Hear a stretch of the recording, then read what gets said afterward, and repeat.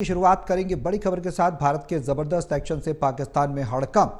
भारत ने पाकिस्तान की गोलीबारी का दिया मुंहतोड़ जवाब। लाहौर कराची में पाकिस्तान के एयर डिफेंस को तबाह किया।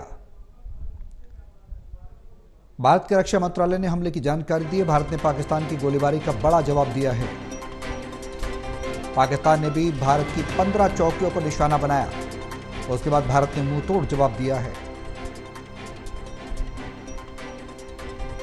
लाहौर से लेकर कराची तक पाकिस्तान के एयर डिफेंस सिस्टम को तबाह किया, एयर डिफेंस को तबाह किया।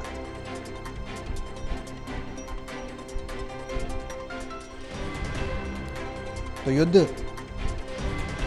शुरू हो गया, यह कहना बिल्कुल भी गलत नहीं होगा। भारत और पाकिस्तान के बीच जिस तरह से तल्खी बढ़ती जा रही है, तनावपूर्ण स्थिति बनती जा रही है, उससे यह जरूर है कि भारत की संकल्पता, भारत की दृढ़ता और भारत जिस तरह से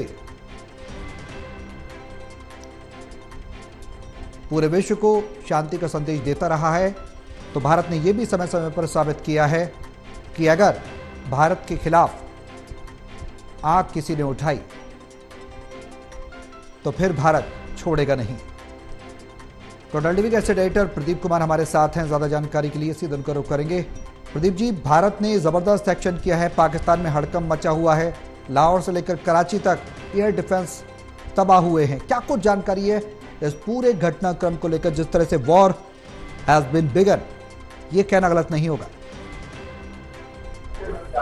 और देखिए बिल्कुल, और जिस तरीके से अपडेट मिल रही है, निश्चित तौर पर बड़ा घटनाक्रम हुआ है और भारत ने पाकिस्तान के आतंकवादी हमले के जो अटैक पहलगाम में आतंकवादी हमला हुआ, उसका जोरदार जवाब देते हुए ऑपरेशन सिंदूर लॉन्च किया था और उसके बाद से ही यहाँ पर घटनाक्रम बदला हुआ है। पाकिस्तान की ओर से सीमा पार से जो फायरिंग की गई और कल जिस तरीके से अलग अलग शहरों को निशाना बनाने की कोशिश की गई, उस पर जोरदार जवाब दिया गया है। एयर डिफेंस सिस्टम लाहौर का वो तबाह कर दिया गया है, निष्क्रिय कर दिया गया है। ये जानकारी रक्षा मंत्रालय के बयान में दी गई है। इसके अलावा ये भी बताया गया है कि किस तरीके से पाकिस्तान ने ये कोशिश की कि वो भारतीय शहरों को निशाना बनाए, लेकिन भारतीय जो फोर्स थी वो मुस्तैद थी और उन्होंने इसको नाकाम किया।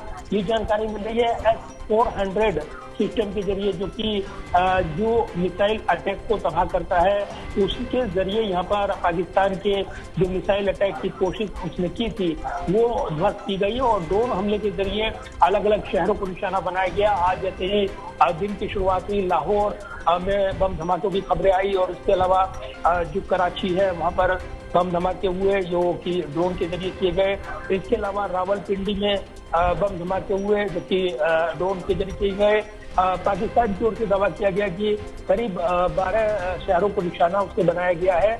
अब ये औपचारिक पुष्टि खुद भारत ने कर दी है कि भारत ने भी जवाबी कार्रवाई की है और भारत ने पाकिस्तान के एयर डिफेंस सिस्टम को तबाह किया है, जो कि लाहौर में मौजूद था। लाहौर में एयर डिफेंस सिस्टम को टारगेट किया गया और इसके अलावा भी तमाम इनपुट मिल रही हैं। तो ये जरूर है कि बौखलाए हुआ पाकिस्तान कोई भी नापाक हरकत अंजाम ना दे, इस तरह की कोशिश, और इसीलिए उसको जोरदार जवाब यहाँ पर दिया जा रहा है। भारतीय सेना ने ये जवाब दिया है और इसी के साथ लाहौर और अन्य शहरों में जिसमें कराची, रावलपिंडी भी शामिल है, वहाँ पर पाकिस्तान के हमलों का जवाब देते हुए भारत ने ड्रोन के जरिए अटैक किया है और उन शहरों को टारगेट किया गया है जो कि प्रमुख शहरों में शुमार है पाकिस्तान के। ऐसे में यहाँ पर लगातार इनपुट मिल रहे हैं। इस बीच ये भी जानकारी मिल रही है कि जो S-400 सिस्टम है जिसमें मिसाइल अटैक को रोका जाता है, भारत ने उसका इस्तेमाल किया और अपने शहर की ओर आने वाली कई मिसाइलों को उन्होंने तबाह किया है। तो निश्चित तौर पर अभी जो हालात है सामान्य है, लेकिन जो हमारी सेना है पूरी मुस्तैदी के साथ भारतीय जो क्षेत्र हैं उनकी रक्षा करने में जुटी है और पाकिस्तान को जोरदार जवाब दिया जा रहा है। प्रदीप जी, एक सवाल ये है, बेहद अंतर्राष्ट्रीय स्तर पर जिस तरह से भारत को समर्थन मिल रहा है, तो वहीं दूसरी तरफ खबर ये भी है कि चीन के जो राजदूत हैं वो पाकिस्तान के राजनयिकों से मुलाकात करते हैं। ये मुलाकात करना क्या कहता है? क्या ये अप्रत्यक्ष रूप से समर्थन है चीन का पाकिस्तान को, या फिर कुछ और बड़ा कुछ करने की कोशिश है भारत के खिलाफ?